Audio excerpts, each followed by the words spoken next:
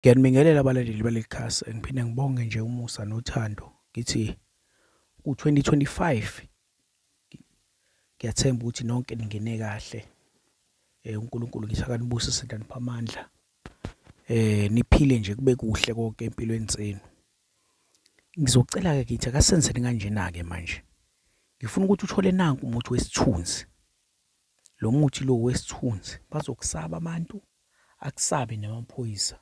Uma ngakuthiwa ngabe mhlambe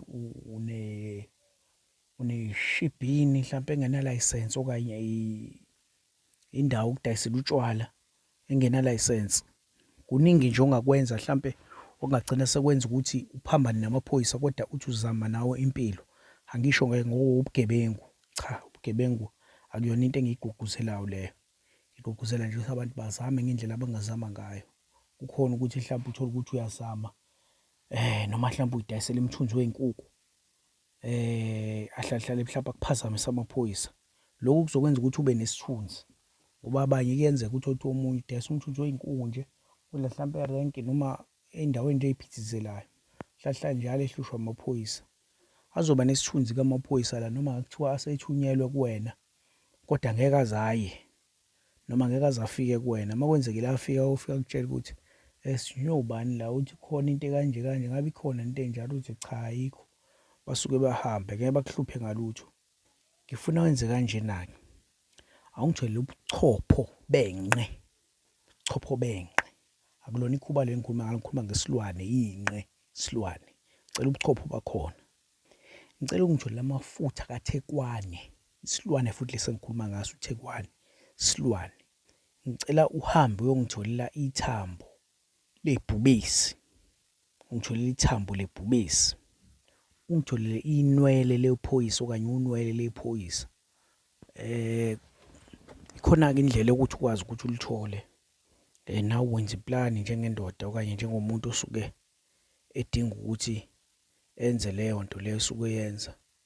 Uphinde uhambe uyofuna ithambo lesoja, uthi nje ufuna ithambo lesoja kulabantu abawokuchitha, abadayisa amathambo kanye namafutha ey'lwane.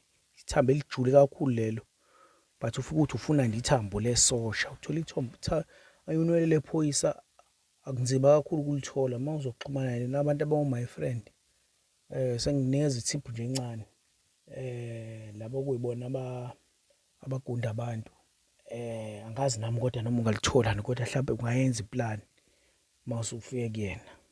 Angisho ukuthi hambani nenze izinto ey'ngalungile, kodwa sekukuyalela nje indlela ukuthi khona mhlawumbe indlela ongazama ngayo. Usutholile kunwele lolu, ufuna insisi yesibhamu, enza nje futhi ngitholele uduka nezwe, ngitholele amafutha omhlaba, abanye bathi impila.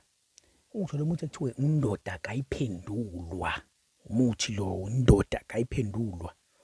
Ungitholele umpika ayiboni, ungitholele insinda, ungitholele amadoda empi. Khona umuthi ekuthiwa umadoda empi, uma ufika ukuchitha ufike uthole nje obunjalo umadoda empi.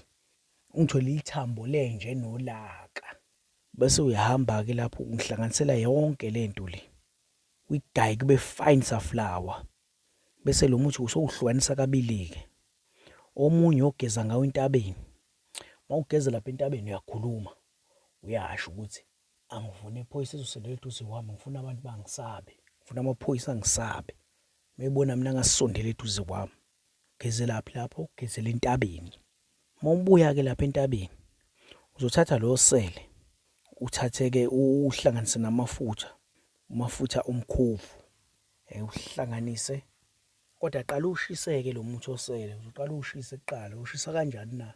Ungathatha noma ipani noma yini nje ongasayisebenzisa uyibeke esitofini, ubeke lo muthi, uzojika ube mnyama, ujike ube mnyama, ngithi uyawushisa manje, uzojika ube mnyama, ube insizwa emnyama, bese uxova ngamafutha omkhovu, bese-ke ushaya iy'nhlanga eziwu-6 esifubeni, ushaya iy'nhlanga eziwu-6. Ngithi uNkulunkulu anibusise, aniphe amandla, niphumelele kona konke enikufisayo. Nenze kanjalo nje, konke lokho kuyokwenza ukuthi amaphoyisa akasondele eduze kwenu. Ngayizathu thizeni nawe uzobe ucabela wona, uzokusiza kakhulu ukuthi kwenzeke kanjalo. Ngithi uNkulunkulu abe nani.